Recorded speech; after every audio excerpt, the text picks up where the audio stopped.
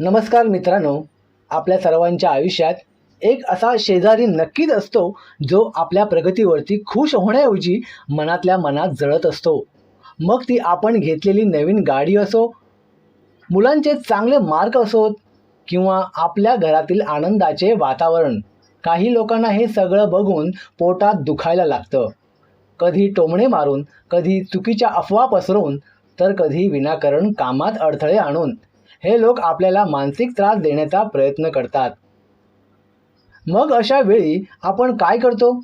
एकतर आपण त्यांच्याशी भांडतो आणि स्वतःची शांतता गमावतो, नाहीतर गप्प बसून त्यांचा त्रास सहन करतो. पण मित्रांनो, हे दोन्ही मार्ग चुकीचे आहेत. आज आपण या व्हिडिओमध्ये मी आपल्याला अशा एक 7 प्रभावी पद्धती सांगणार आहे, ज्याचा वापर करून आपण आपल्यावर जळणाऱ्या शेजाऱ्यांचा कायमचा बंदोबस्त करू शकता, आणि तेही एकही शब्द न भांडता. हो, तुम्ही बरोबर ऐकलत. भांडण न करता स्वतःची प्रतिष्ठा जपून या लोकांशी कसं वागावं हे आज आपण सविस्तर पाहणार आहोत. चला तर मग सुरुवात करूया व्हिडिओला. नंबर 1, जळफळाटाची लक्षणे ही ओळखा.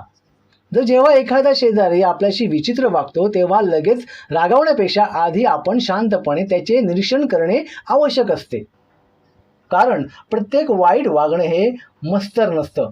कधी कधी तो समोरच्याचा स्वभावही असू शकतो. जळफळाटाची नेमकी लक्षणे ओळखण्यासाठी काही गोष्टींकडे लक्ष द्या. समजा आपण एखादी आनंदाची बातमी सांगितली तर समोरच्याचा चेहरा कडू होणे, तुमच्या यशाचे कौतुक करण्याऐवजी त्यात उणिवा काढणे किंवा ते तर नशिबाने मिळालेले आहे असे टोमणे मारणे, ही मत्सराची स्पष्ट चिन्हे आहेत. अनेकदा असे शेजारी तुमच्या वैयक्तिक आयुष्यात, पगारात किंवा पाहुण्यामध्ये आवाजावी रस घेतात आणि तुमच्या प्रगतीत नकळत अडथळे आणण्याचा प्रयत्न करतात. अशा वेळी आपण स्वतःला बिचारा किंवा पीडित समजून दुःखी होण्याऐवजी एका निरीक्षकाच्या भूमिकेतून त्यांच्याकडे पाहायला हवे. जेव्हा आपण हे समजून घेता की त्यांचे हे वागणे तुमच्या चुकीमुळे नसून त्यांच्या स्वतःच्या मनातील कमतरतेमुळे आणि असुरक्षिततेमुळे आहे, तेव्हा आपल्याला त्याचा राग येण्याऐवजी त्याची कीव येईल. हे मानसिक अंतर राखणे म्हणजेच विना भांडण त्यांचा अर्धा बंदोबस्त करण्यासारखे आहे, कारण मग त्यांचे शब्द आपल्याला टोचत नाहीत. नंबर 2, रिॲक्ट करणे थांबवा. जेव्हा जळणारे शेजारी आपल्याला टोमणे मारतात किंवा जाणीवपूर्वक डिवचण्याचा प्रयत्न करतात तेव्हा आपण त्वरित चिडणे किंवा त्यांना प्रत्युत्तर देणे म्हणजेच रिॲक्ट करणे होय. आणि नेमकी ही त्यांची इच्छा असते. अशा लोकांचे मुख्य ध्येय आपल्याला मानसिकदृष्ट्या अस्वस्थ करणे आणि आपल्या शांततेचा भंग करणे हे असते.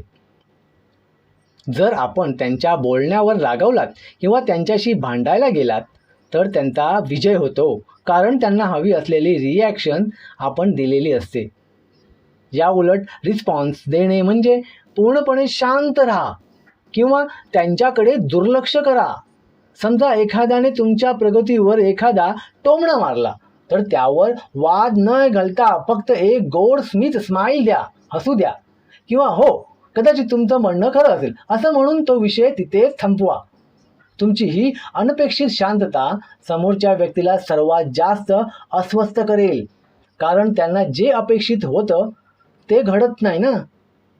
जोपर्यंत आपण स्वतःहून त्यांच्या खेळात सामील होत नाही तोपर्यंत ते आपल्याला हरवू शकत नाही. त्यामुळे त्यांच्या कोणत्याही कृतीला स्वतःच्या शांततेपेक्षा जास्त महत्त्व देऊ नका. तुमची ही मौन अवस्था त्यांच्यासाठी सर्वात मोठा आणि प्रभावी बंदोबस्त ठरेल, कारण प्रतिसाद न मिळाल्यावरती अशा लोकांचा उत्साह आपोआप मावळतो. नंबर 3, यशाचा आवाज मोठा असू द्या. जळणाऱ्या शेजाऱ्यांसाठी सर्वात मोठे आणि जिव्हारी लागणारे उत्तर म्हणजे तुमची प्रगती आणि यश, कारण success is the best revenge. म्हणजे यश हा सर्वोत्तम बदला आहे. जेव्हा आपण अशा लोकांच्या टोमण्यांकडे किंवा छोट्या मोठ्या खोड्यांकडे लक्ष न देता पूर्णपणे आपल्या कामावरती फोकस करतो आणि कुटुंबाच्या सुखावरती लक्ष केंद्रित करतो तेव्हा तुमची होणारी प्रगती त्यांना आतून अधिक अस्वस्थ करते. भांडण करून किंवा आपली त्यांची चुकीचं ठरवून त्या लोकांना आपली शक्ती वाया घालवण्यापेक्षा तीच शक्ती आपल्या ध्येयावरती खर्च करा. लक्षात ठेवा, जेव्हा तुमच्या घरात नवीन वस्तू येते, मुले चांगली प्रगती करतात किंवा समाजात तुमचा मान वाढतो, तेव्हा तुमच्यावर जळणाऱ्या शेजाऱ्यांचा आपोआपच पराभव होतो. त्यांना तुमची प्रगती सहन होतच नाही आणि कधी होणारच नाही. आणि जेव्हा ते थांबत नाही तेव्हा ते स्वतःच्याच मत्सराच्या आगीत जळत राहतात. आपल्याला त्यांना काहीही बोलण्याची गरज पडत नाही, कारण तुमची बदललेली जीवनशैली, परिस्थिती आणि तुमचं सुखच त्यांच्यासाठी सर्वात मोठा बंदोबस्त ठरते. अशा वेळी त्यांच्याकडे पाहून एक विजयाचं हास्य देणे हे पुरेसं असतं. जेव्हा तुमचं यश बोलतं तेव्हा समोरच्याच्या टीकेचा आवाज आपोआपच क्षीण होतो. त्यामुळे वादात वेळ न घालवता स्वतःला सिद्ध करण्यावरती भर द्या, कारण तुमचं वाढतं नाव हीच त्यांच्यासाठी सर्वात मोठी शिक्षा असेल. नंबर 4, माहितीची भिंत उभी करा. जळणाऱ्या शेजाऱ्यांपासून स्वतःचा बचाव करण्यासाठी आपण त्यांच्यासमोर माहितीची एक भक्कम भिंत उभी करणे अत्यंत आवश्यक आहे. अनेक वेळा आपण साधेपणाने किंवा सवयीने आपल्या घरातील खाजगी गोष्टी, आर्थिक व्यवहार किंवा मुलांचे पगार किंवा भविष्यातील गुंतवणुकीचे प्लॅन्स आपण त्यांच्याशी शेअर करतो, पटकन सांगतो त्यांना.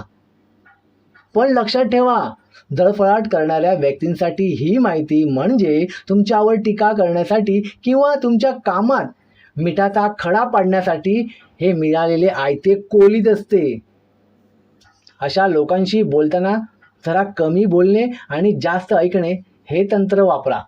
आपण त्यांच्याशी बोलताना फक्त हवामान, सणवार किंवा सार्वजनिक विषयांवरती चर्चा मर्यादित ठेवणे हे गरजेचे आहे. तुमच्या घरात काय नवीन येणार आहे किंवा तुम्ही कुठे फिरायला जाणार आहात याची पुसटशी कल्पनाही त्यांना लागू देऊ नका. जेव्हा त्यांच्याकडे तुमच्याबद्दल कोणतीही ठोस माहिती नसेल तेव्हा त्यांना तुमच्याबद्दल अफवा पसरवायला किंवा तुमच्या प्रगतीवर जळायला कोणताही विषय उरणार नाही. माहितीचा अभाव हा अशा लोकांसाठी सर्वात मोठा अडथळा ठरतो. आपण त्यांच्याशी केवळ नमस्कार, चमत्कार आणि औपचारिक संबंध ठेवल्यास ते तुमच्या प्रगतीवर जळायला कोणताही विषय उरणार नाही. तुमच्यावर मध्ये हस्तक्षेप करणार नाही. तुमची प्रायव्हसी जपली जाईल. त्यांचा तुमच्यावरती होणारा मानसिक प्रभाव जसं कमी होईल. हाय इन्फॉर्मेशन सायलेन्स म्हणजे शांतता त्यांच्यासाठी असा एक बंदोबस्त आहे ज्याला ते कधीच तोडू शकणार नाहीत. हे खरं आहे. नंबर 5, मर्यादेची जाणीव करून कधी कधी शांत राहणे किंवा दुर्लक्ष करणे पुरेसे नसते. विशेषतः जेव्हा जळणारे शेजारी तुमच्या वैयक्तिक आयुष्यात किंवा घरातील कामात विनाकारण ढवळाढवळ करू लागतात. अशा वेळी आपण त्यांना मर्यादेची जाणीव करून देणे हे गरजेचे असते. मर्यादा आखणे म्हणजे भांडण करणे नव्हे, तर समोरच्या व्यक्तीला हे स्पष्ट करणे की त्यांच्या कोणत्या गोष्टी आपल्याला चालणार नाहीत. जर एखादा शेजारी तुमच्या घरात परवानगीशिवाय येत असेल, तुमच्या पाहुण्यांना चुकीचे प्रश्न विचारत असेल किंवा तुमच्याबद्दल खोट्या वावड्या एकदम उठवत असेल, तर अशा वेळी शांतपणे पण ठामपणे बोला तुम्ही. मला तुमचे हे बोलणे किंवा हे गावाकडे आवडलेले नाही. बोला तुम्ही त्यांना. कृपया माझ्या वैयक्तिक विषयात लक्ष देऊ नका असे स्पष्ट शब्दात सांगा. अनेकदा असे लोक केवळ तुमच्या मवाळ स्वभावाचा, भोळ्या स्वभावाचा फायदा घेतात. पण जेव्हा आपण डोळ्यात बघून शांत भाषेत आपली मर्यादा स्पष्ट करता तेव्हा त्यांचा आत्मविश्वास डळमळतो. हे लक्षात ठेवा. तुमची शांतता ही तुमची कमजोरी नाही हे त्यांना समजणे गरजेचे आहे. एकदा का आपण आपल्या घराच्या आणि मनाच्या भोवती ही सन्माननीय मर्यादा आखली की समोरच्या व्यक्तीला तुमच्या वाट्याला जाण्याची हिंमतच होणार नाही. हा एक प्रकारचा मानसिक बंदोबस्त आहे मित्रांनो, जो आपल्याला भविष्यातील मोठ्या वादांपासून वाचवतो आणि शेजाऱ्यांशी असलेल्या संबंधात एक स्पष्टता निर्माण करतो. नंबर 6, स्वतःचे मानसिक आरोग्य जपा. जळणाऱ्या शेजाऱ्यांचा बंदोबस्त करताना सर्वात महत्त्वाचं म्हणजे आपण आपली मानसिक शांतता आणि आरोग्य धोक्यात येऊ न देणे. अनेकदा अशा लोकांच्या वागण्यामुळे आपण तासनतास विचार करत बसतो, चिडचिड करतो किंवा आपल्या जवळच्या व्यक्तींवरती तो राग करतो. पण असं करणं म्हणजे त्यांना हवं तसंच वागणं आहे. त्याऐवजी इग्नोर विथ अ स्माईल हे धोरण अवलंबा. जेव्हा आपण समोरच्याच्या नकारात्मकतेला एक गोड हसू देऊन उत्तर देता, तेव्हा तुम्ही त्यांना हे सूचित करता, तुम्ही दाखवता की तुमचं अस्तित्व, तुमचे शब्द मला त्रास देण्या इतके महत्त्वाचे नाहीत. तुमचं हे हसू त्यांच्यासाठी कोणत्याही शिवीपेक्षा किंवा भांडणापेक्षा जास्त बोचणार असतं. दुसऱ्याच्या मनात तुमच्याबद्दल विष असू शकतं, पण ते विष प्राशन करायचं की नाही हे पूर्णपणे आपल्या हातात असतं. जगात सर्व प्रकारचे लोक असणारच, पण त्यांना आपल्या मनातल्या घरात प्रवेश देऊन आपली शांतता बिघडवू नका. अशा लोकांकडे दुर्लक्ष करणं ही कमजोरी नसून ती एक मानसिक शक्ती आहे. जेव्हा आपण त्यांना मनातून काढून टाकता आणि आपल्या सुखी आयुष्यात मग्न राहता, तेव्हा खऱ्या अर्थाने त्यांचा पराभव झालेला असतो हे लक्षात ठेवा. तुमचं आनंदात राहणं हा त्यांच्या जळफळाटीवरचा सर्वात मोठा उपाय आहे. त्यामुळे त्यांच्याकडे एक तुच्छतेचं नाही तर एक साधं शांत हसू द्या. साधं हसू द्या. आपल्या कामाला तुम्ही लागा, फक्त स्माईल द्या. हा त्यांच्यासाठी सर्वात मोठा बंदोबस्त आहे. तर मित्रांनो, हे होते 7 मार्ग ज्याचा वापर करून आपण आपल्यावर जळणारे शेजाऱ्यांची शांतपणे आणि हुशारीने वागू शकतो. लक्षात ठेवा, समोरच्याची पातळी जशी आपण आपली पातळी घसरवायची गरज नाही. आपली प्रगती आणि आपलं सुख हे त्यांना मिळालेलं सर्वात मोठं उत्तर आहे, हे लक्षात ठेवा. मित्रांनो, जर आपल्याला हा व्हिडिओ आवडला असेल तर एक लाईक नक्की करा आणि आपल्या मित्रमैत्रिणींसोबत हा व्हिडिओ शेअर करायला विसरू नका आणि आपल्या चॅनलला सबस्क्राईब करा. धन्यवाद.